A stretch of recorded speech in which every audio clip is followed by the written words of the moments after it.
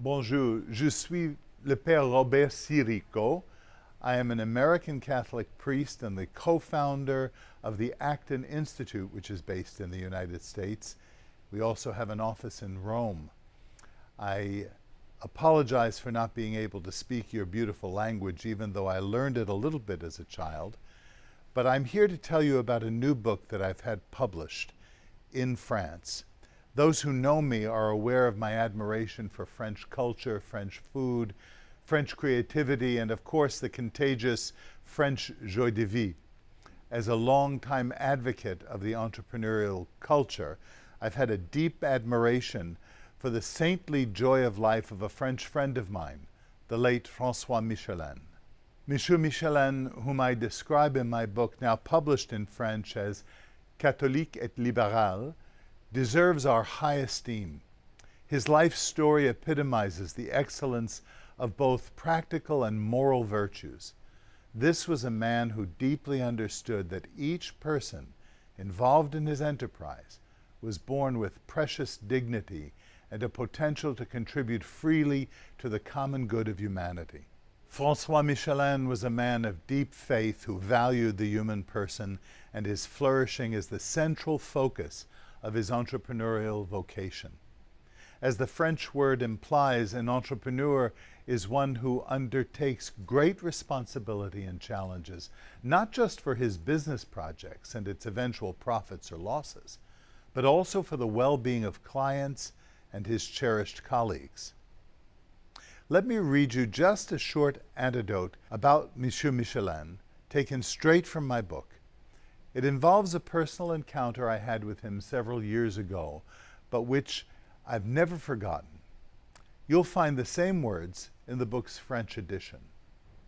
François Michelin, the wealthy patriarch of his family's dynasty, is in many people's minds virtually synonymous with globalized industrial capitalism.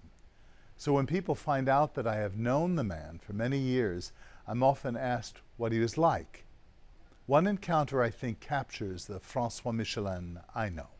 In the spring of 2000, I was traveling in Europe, and Monsieur Michelin asked if I would stop off at his hometown of Clermont-Ferrand in central France and visit the world headquarters of the Michelin Company. As I alighted from the plane, I was on the lookout for a driver holding a placard with my name on it, thinking I would be chauffeured to the company's offices. Instead, once I retrieved my bags, I was greeted by the modest Michelin in his usual simple gray suit. The 77-year-old tycoon, clearly recognized by people at the airport, reached to assist me with my suitcases. After some insistence on his part, I handed him one of the lighter bags, and we walked to the parking lot, where he approached a nondescript automobile and opened the trunk. As I circled around to the passenger seat, I glanced down to see if the tires were Michelin. I did not see the signature brand markings. Once seated in the car, I joked with Monsieur Michelin. "I see that you're not driving on Michelin tires," I said. "Mon père," he usually addressed me like that. "Let me show you something." He pointed to a contraption that sat between the two of us in the front seat of the car. It looked something like a taxicab meter.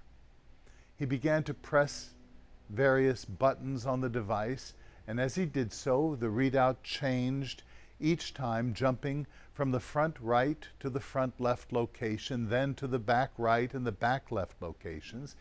Each time different numbers would appear. "You are correct to observe that these are not Michelin tires." "Not yet," he said. "This is a test car, and this meter lets me know the relative stress and heat on each of the experimental tires." "You mean you are not yet sure these tires are secure?" I asked. "I hope you will not worry. Our scientists have worked hard on these tires. But you would not expect me to offer tires for sale to my customers to drive their families on if I were not willing to ride on them first." At that time, the headlines in the newspapers were filled with details of the controversy surrounding reports of Firestone tires on certain Ford vehicles failing.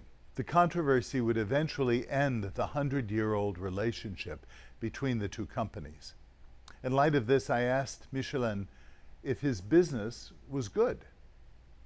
He replied with a frown. "It's a terrible moment for those of us in the tire business. Terrible," he said. This was an unexpected answer, since I thought his business would have benefited from Firestone's loss of prestige. But Monsieur Michelin's instinctual reply was to lament the crisis. He said that any time an industry fails in protecting its customers, it injures trust in the whole industry, a negative outcome for everyone involved. This snapshot of François Michelin does not, of course, disprove the existence of unprincipled Gordon Geckos in the world of high finance and enterprise. But there is nothing in business or the market economy that mandates a selfish dog-eat-dog ethic. I invite you to join me and the publisher Éditions Salvatore for my book launch in Paris on the evening of September 6th, 2018. Please see the details attached to this message. I look forward to meeting you there.